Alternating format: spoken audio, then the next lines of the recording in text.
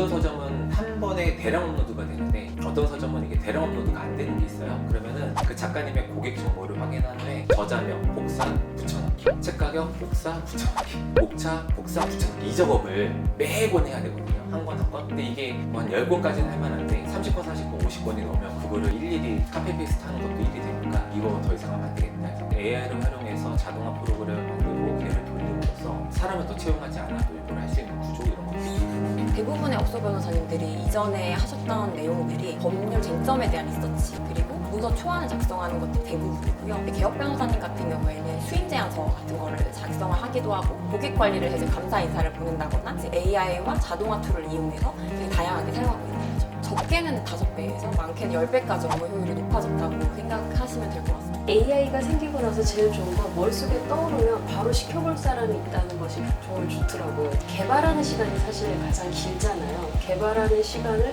획기적으로 줄일 수 있고 처음에 기획 단계를 확 줄일 수 있으니까 그 다음부터는 정말 일이 좀 일사천리로 진행되고 그런 게 있었어요.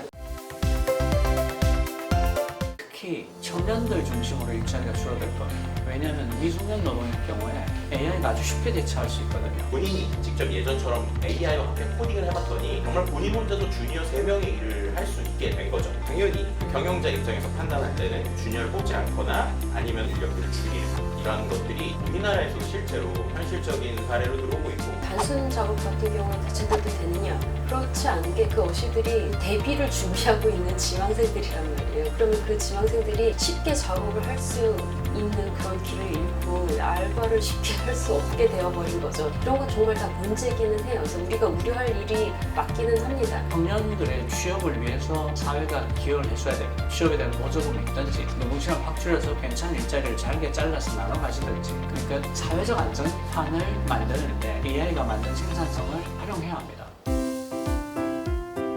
AI는 명백히 증폭기예요. 능력을 증폭해줍니다. 그런데 내가 가진 역량에 따라 증폭되는 비율이 달라져요. 일반 개발자들은 자기 효율이 한 30%, 40% 올라갔다 얘기를 해요. 근데 슈퍼 개발자를 만나서 얘기를 하면 자기 같은 사람이 한 30명에서 50명 잡힌 것 같다고 얘기해요. 증폭되는 비율이 다른 거거든요. 이게 인간의 능력을 증폭시켜주긴 하지만 사람에 따라 다르게 증폭한다. 그러니까 이런 점에서도 사회적인 격차가 확대될 수 있는 그런 매개체가 되는 거죠. 생성형 AI는 누구나 클릭만 하면 80점짜리 결과물을 주기 때문에 모든 사람이 이걸 행복하게 쓸 수 있을 거라고 생각을 했거든요. 그런데 중요한 건 3년 정도가 지나니까 기본이 80점이 된다는 거예요. 그리고 우리는 안타깝지만 상대적 평가에서 사는 사람들이기 때문에 기본이 80점이 된 세상에서 과연 그들의 능력은 어떻게 되는가에 대한 최근 연구를 봤더니 원래 그 일을 탁월하게 하는 사람들은 AI를 통해서 90점, 95점으로 생산성을 높이는데 원래 그 일에서 능력이 떨어졌던 사람은 추가적인 점수를 많이 못 내거나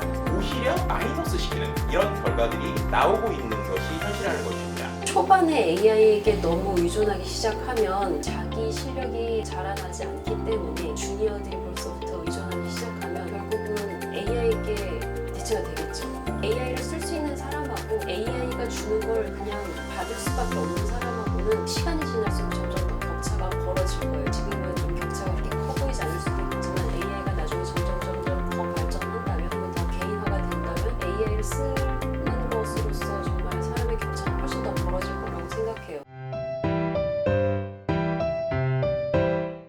AI를 어떤 사람이 잘 쓰는가 라는 것들을 봤더니 실제로 본인의 일에 상당히 자부심이 있고 그러니까 내가 일을 잘한다라고 능력이 있는 사람들이 AI를 쓰면 오히려 효과가 좋다는 거예요. 왜냐? 봤더니 그 사람들은 AI를 별로 안 믿습니다. AI가 나오는 내용들을 더 비판적으로 봐요. 그래서 AI가 주는 결과물을 바로 받아들이는 게 아니라 너 이거 진짜야?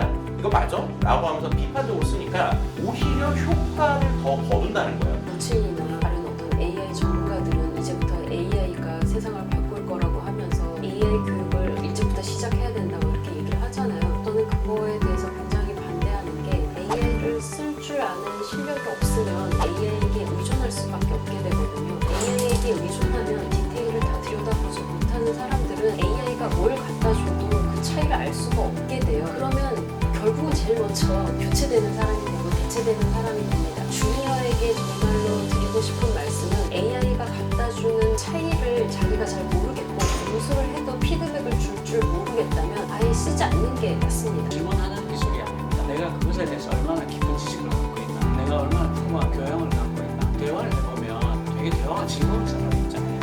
대화를 하는 방법을 배웠을 걸까요? 그렇지 않아요. 그분은 풍부한 교양을 갖고 있고 상대방에 대한 관심이